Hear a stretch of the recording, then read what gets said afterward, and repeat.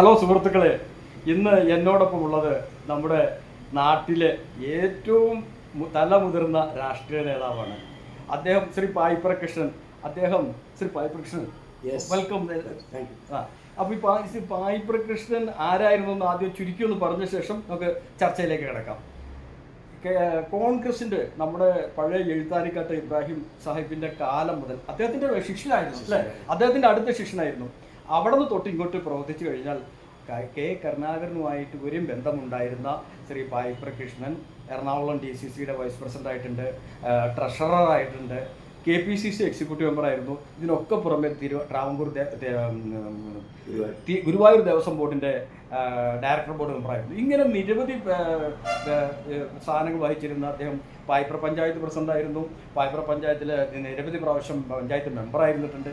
ഇങ്ങനെയെല്ലാം പ്രവർത്തിച്ച പായിപ്രകൃഷ്ണൻ 82 വയസ്സായി. പക്ഷേ അദ്ദേഹം ഇപ്പോഴും ഊർജ്ജസ്വലനായിട്ട് കേരള കോൺഗ്രസിൻ്റെ സംസ്ഥാന പ്രവർത്തക സമിതി അംഗമായിട്ട് പ്രവർത്തനം തുടരുകയാണ്. ഞാൻ വേറൊരു രാഷ്ട്രീയ പ്രവർത്തകനാണ്, INL ആളാണ്. കൃഷ്ണൻ കേരള കോൺഗ്രസ് ജോസഫ് ഗ്രൂപ്പിൻ്റെ സംസ്ഥാന സമിതി അംഗമാണ്. ഇപ്പോൾ ഞങ്ങൾക്ക് രാഷ്ട്രീയമായിട്ട് യോജിക്കില്ലെങ്കിൽ തന്നെയും വ്യക്തിപരമായ ബന്ധങ്ങൾ ഞങ്ങൾ സൂക്ഷിച്ചു പോരുകയാണ്. എൻ്റെ ചെറുപ്പത്തിൽ എനിക്ക് വളരെയധികം സഹായം, പോലീസ് സഹായവും അല്ലാത്ത സഹായവും എന്ത് ആവശ്യപ്പെട്ടാലും ശ്രീ പായിപ്രകൃഷ്ണൻ അത് ചെയ്തു തരും. അങ്ങനത്തെ വളരെ ഒരു മതേതരവാദിയും ജനാധിപത്യ വിശ്വാസിയാണ് പായിപ്രകൃഷ്ണൻ. അദ്ദേഹത്തെ എൻ്റെ ഈ ഫേസ്ബുക്കിലൂടെ നിങ്ങളിത് പരിചയപ്പെടുത്തുന്നതിനും നിങ്ങൾക്ക് അതിൻ്റെ ഇടയിൽ അദ്ദേഹത്തെക്കുറിച്ചുള്ള കമൻറ്റുകൾ ഇടുന്നതിനും എല്ലാം ഒരു അവസരമാണ് ഇതൊരുക്കുന്നത്. ശ്രീ പായിപ്രകൃഷ്ണൻ ഇപ്പോൾ വളരെയധികം പ്രധാനപ്പെട്ട ഒരു തെരഞ്ഞെടുപ്പിൻ്റെ 2 ഘട്ടം കഴിഞ്ഞിരിക്കുകയാണ്. ദേശീയ തലത്തിലുള്ള തെരഞ്ഞെടുപ്പ്.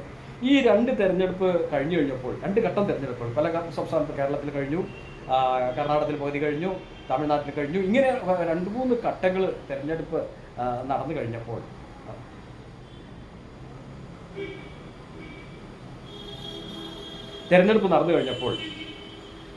ഒരു ട്രെൻഡ് രൂപീകരിച്ചിട്ടുണ്ട്. ആ ട്രെൻഡിനെ കുറിച്ചാണ് നമുക്ക് പായിപ്രകൃഷ്ണൻ ചോദിക്കേണ്ടത്. ശ്രീ പായിപ്രകൃഷ്ണൻ, ഇപ്പോൾ ഈ 2 വട്ടം തെരഞ്ഞെടുപ്പ് നടന്നു കഴിഞ്ഞപ്പോൾ എന്താണ് ദേശീയ രാഷ്ട്രീയത്തിലെ ട്രെൻഡ്? ഇന്ത്യൻ രാഷ്ട്രീയത്തിൽ മതേതരത്വത്തിനും ജനാധിപത്യത്തിനും നാനാത്വത്തിൽ ഏകത്വം എന്ന സങ്കല്പത്തിനും വെല്ലുവിളികൾ നേരിടുന്ന ഒരു സന്ദർഭത്തിലാണ് നമ്മുടെ രാജ്യത്ത് ലോക്സഭാ തെരഞ്ഞെടുപ്പ് നടക്കുന്നത്. ഈ തെരഞ്ഞെടുപ്പിൽ ജനാധിപത്യ മതേതരവാദികൾ അധികാരത്തിൽ വരേണ്ടതായിട്ടുണ്ട്. നമുക്ക് അതിനകത്ത് നല്ല ഒരു ആശാവഹമായ റിപ്പോർട്ടുകളാണ് നമുക്ക് ലഭ്യമായിക്കൊണ്ടിരിക്കുന്നത്. തീർച്ചയായും ഇന്ത്യ രാജ്യത്ത് അധികാരത്തിൽ വരും എന്ന ഉറച്ച വിശ്വാസത്തിലാണ് ഞാൻ. അതിന് ഉപോത്ഭകമായ ചുമ്മാ പറഞ്ഞാൽ പോരല്ലോ. ഇപ്പോൾ UP 8 സ്ഥലങ്ങളിൽ തെരഞ്ഞെടുപ്പ് നടന്നു. അതിൽ 49% വരെ ജനങ്ങൾ വോട്ട് ചെയ്തിട്ടുള്ളൂ, ബാക്കിയുള്ള ആളുകൾ വോട്ട് ചെയ്തിട്ടില്ല. അതെന്ത് സൂചനയാണ് നൽകുന്നത്? അത് ജനാധിപത്യത്തിൻ്റെ ഒരു തിരിച്ചുവരവ്, ഇന്ത്യയിലെ വർഗീയ ഏകാധിപത്യ ഭരണ സംവിധാനത്തിനെതിരായിട്ടുള്ള ഒരു ജനവികാരം അതിനകത്ത് പ്രതിഫലിപ്പിക്കാൻ വേണ്ടി, അതായത് BJPക്ക് അനുകൂലമായ ട്രെൻഡ് ഇല്ല എന്നർത്ഥം. അതെ. പിന്നെ ഈ സോഷ്യൽ മീഡിയയിലേക്ക് വലിയ പ്രചരണങ്ങൾ എന്താണ് BJP എന്ന് ശരിക്കും കൊടുത്തിട്ടുണ്ട്. അപ്പോൾ ധ്രുവ റാട്ടി എന്നൊരു ചെറുപ്പക്കാരൻ, അദ്ദേഹം നൽകുന്ന പ്രചരണങ്ങളൊക്കെ ഈ ജനങ്ങളിലേക്ക് എത്തിക്കൊണ്ടിരിക്കുകയാണ്. കൃഷ്ണൻ ചേട്ടാ, ഞാൻ വേറൊരു കാര്യം ചോദിക്കട്ടെ. സൗത്ത് ഇന്ത്യ എന്തായിരിക്കും സ്ഥിതി? സൗത്ത് ഇന്ത്യ എന്ന് പറയുന്നത് നമ്മുടെ രാജ്യത്ത് കർണാടക, കേരളം തുടങ്ങിയിട്ടുള്ള സംസ്ഥാനങ്ങളിൽ BJPക്ക് ഒരു തരത്തിലുള്ള മുന്നേറ്റവും ഉണ്ടാകാൻ കഴിയില്ല. അത് തീർച്ചയായും ഇന്ത്യ മുന്നണിയാണ് ഏറ്റവും മുൻപന്തിയിൽ വരാൻ വേണ്ടി കഴിയുന്ന സംസ്ഥാനങ്ങളാണ്. കർണാടകയിൽ നമ്മുടെ ഇദ്ദേഹത്തിൻ്റെ ദേവഗൗഡയുടെ ചെറുമകന് ഒരു അപകടം പറ്റിയിട്ടുണ്ട്. അത് കർണാടകയിൽ എന്നല്ല, ദേശീയ തലത്തിലുള്ള എല്ലാ സംസ്ഥാനത്തും BJPക്ക് ദോഷം ചെയ്യാനുള്ള സാധ്യത. കാരണം അറിഞ്ഞുകൊണ്ടാണ് അദ്ദേഹത്തിന് സ്ഥാനാർത്ഥിത്വം കൊടുത്തത്. അദ്ദേഹം ഇപ്പോൾ നാട്ടിലില്ല, നാടും വിട്ടുപോയി കേസും മക്കാണൊക്കെ ആയിട്ട് എടുക്കുകയാണ്. അത് ഇന്ത്യയിലെ എല്ലാ സംസ്ഥാനങ്ങളിലും ബാധിക്കും, അത് ഉറപ്പാണ്. തമിഴ്നാട്ടിനെ സംബന്ധിച്ചിടത്തോളം BJP തമിഴ്നാട്ടിലും കർണാടകത്തിലൊന്നും BJP ഒരു മുന്നേറ്റവും ഉണ്ടാകാൻ കഴിയും. കഴിഞ്ഞ തവണ മുന്നേറ്റം ഉണ്ടാക്കാൻ പറ്റില്ല. കർണാടകത്തിൽ കുറേ സീറ്റ് പിടിക്കും, പക്ഷേ 272 എന്ന മാജിക് നമ്പറിലേക്ക് BJP എത്താൻ അല്പം പ്രയാസപ്പെട്ടു. ഇനിയിപ്പോൾ 400ന്റെ കാര്യം മിണ്ടലില്ല, നിർത്തി. 400+ എന്നുള്ള അത് നിർത്തി. മോഡി ഭയാശങ്കയിലാണ് മോഡി. കാരണം ഭരണം മാറും എന്ന് ഏതാണ്ട് ഉറപ്പായിരിക്കുകയാണ്. വലിയ ഒരു മാർജിൻ കിട്ടിയില്ലെങ്കിൽ തന്നെയും ഒരു കാരണവശാലും 272 താഴെയായിരിക്കും NDA സഖ്യം എന്നുള്ള എല്ലാ മാധ്യമങ്ങളും രാഷ്ട്രീയ നിരീക്ഷകരും പറഞ്ഞു കഴിഞ്ഞിരിക്കുകയാണ്. ആ സാഹചര്യത്തിൽ തീർച്ചയായിട്ടും രാഹുൽ ഗാന്ധിക്ക് പ്രതീക്ഷ നൽകുന്നുണ്ട് അല്ലേ?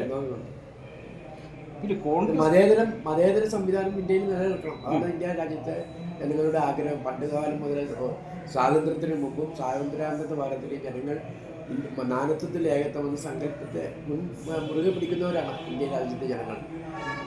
പിന്നെ ഈ ജവഹർലാൽ നെഹ്റുവും ഇന്ദിരാഗാന്ധിയും ഒക്കെ ഈ ന്യൂനപക്ഷങ്ങളുടെയും പിന്നോക്ക വിഭാഗങ്ങളുടെയും ശക്തി ശരിക്കും മനസ്സിലാക്കിയ ആളുകളാണ്.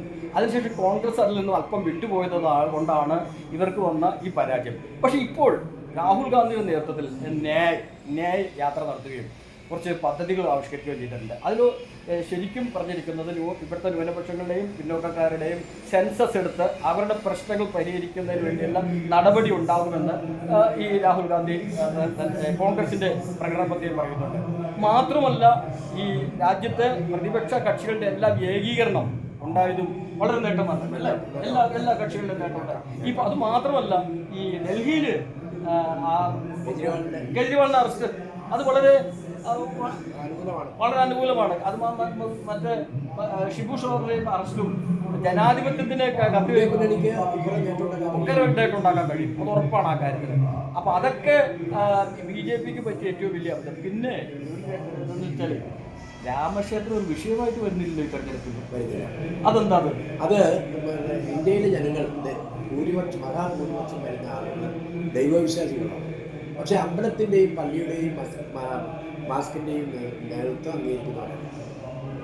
ഇന്ത്യയിലെ ജനങ്ങൾ ഏത് മതവിഭാഗത്തിൽപ്പെട്ടവരായാലും അവർ ജനാധിപത്യ വിശ്വാസികൾ പൂർണ്ണമായിട്ടും അങ്ങനെ ഒരു ചർച്ച ഇതുള്ളത് കൊണ്ട് ഈ രാമക്ഷേത്രത്തിൻ്റെ വിഷയം ഈ തെരഞ്ഞെടുപ്പിൽ ഒരു ചർച്ചയാക്കി കൊണ്ടുവരാൻ പോലും BJP കഴിഞ്ഞില്ല. അവരാകെ ഇപ്പം ഏറ്റവും പുതിയതായിട്ട് കൊടുത്തിരിക്കുന്നത് മുസ്ലിം വിദ്വേഷം വിരുദ്ധതയാണ് അവർ കൊടുത്തത്. അത് ഇന്ത്യയിൽ ഈ തവണ ചെലവാകില്ല. അതുകൊണ്ട് തീർച്ചയായും രാഹുൽ ഗാന്ധിയുടെ നേതൃത്വത്തിലുള്ള ഇന്ത്യ സഖ്യം അധികാരത്തിൽ വരും എന്ന് വിശ്വസിക്കുന്ന ആളുകളിൽപ്പെട്ടവരാണ് ഞാനും കൃഷ്ണൻ ചേട്ടനും. നിങ്ങളും അങ്ങനെയല്ലേ? ഈ ചർച്ചയുടെ അഭിപ്രായങ്ങൾ നിങ്ങൾ ഇതിൻ്റെ അടിയിൽ കമൻ്റായിട്ട് ചേർക്കണം. ആരോഗ്യകരമായ കമൻറ്റുകൾ നമ്മൾ അംഗീകരിക്കും, അല്ലാത്തത്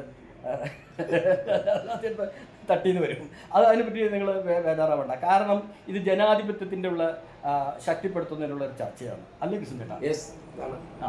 ഈ ചർച്ചയിൽ പങ്കെടുക്കുന്നതിന് വേണ്ടിയിട്ടാണ് കൃഷ്ണൻ ചേട്ടൻ എൻ്റെ അടുത്ത് വന്നത്. കാരണം ഇന്ത്യ മുന്നണി അധികാരത്തിൽ വന്നാൽ ഇന്ദിരാഗാന്ധിയുടെയും നെഹ്റുവിൻ്റെയും നയങ്ങൾ പിന്തുടരണം. അവരുടെ നയങ്ങൾ പിന്തുടർന്നാലാണ് നമുക്ക് ജനങ്ങളെ ആകെ ഒരുമിച്ച് നിർത്തി മുമ്പോട്ട് പോകാൻ വേണ്ടി. മതേതരത്വവും ചേരിനേരാ നയവും ഒക്കെ അല്ലേ? അതല്ലേ ഉദ്ദേശിക്കുന്നത്? പഞ്ചവത്സര പദ്ധതികൾ, പിന്നെ നമ്മുടെ ഭരണഘടനയുടെ മൂല്യങ്ങൾ ഉയർത്തിപ്പിടിക്കൽ. ഭരണഘടനയാണ് നമ്മുടെ ഏറ്റവും വലിയ ആധാരശില.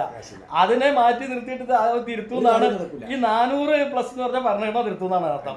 അത് ഏതായാലും ഇന്ത്യയിൽ നടക്കൂല, ഒരു ജനവും സമ്മതിക്കില്ല. തമിഴ്നാട്ടിൽ നമുക്കറിയാം, തമിഴ്നാട്ടിൽ ജനങ്ങൾ ഈ രാഹുൽ ഗാന്ധി അവിടുത്തെ ഈ ചാനലുകാർ ചോദിക്കുന്നു ഇങ്ങനെ ഓരോ BJP വന്നാലെന്ന് ചോദിച്ചപ്പോൾ അവിടെ ആളുകൾ ഭയങ്കര ക്ഷോഭിതനാവുകയാണ്. അപ്പം നമ്മുടെ കേരളത്തിലേക്കാളും സെക്യുലർ സ്വഭാവമാണ് തമിഴ്നാട് കാണിക്കുന്നത് അല്ലേ? അതുകൊണ്ടാണല്ലോ അവിടെ ഈ തവണ മുഴുവൻ സീറ്റും DMK സഖ്യത്തിന് കിട്ടും എന്ന് ഉറപ്പാണ്. അപ്പോൾ ഈ നമ്മുടെ പ്രാർത്ഥന നമുക്ക് നമ്മുടെ മതേതരത്വവും ജനാധിപത്യവും ഭരണഘടനയും സംരക്ഷിക്കുന്നതിനുള്ള ഒരു സർക്കാർ ഇന്ത്യയിൽ വരട്ടെ എന്ന് നമുക്ക് പ്രാർത്ഥിക്കാം.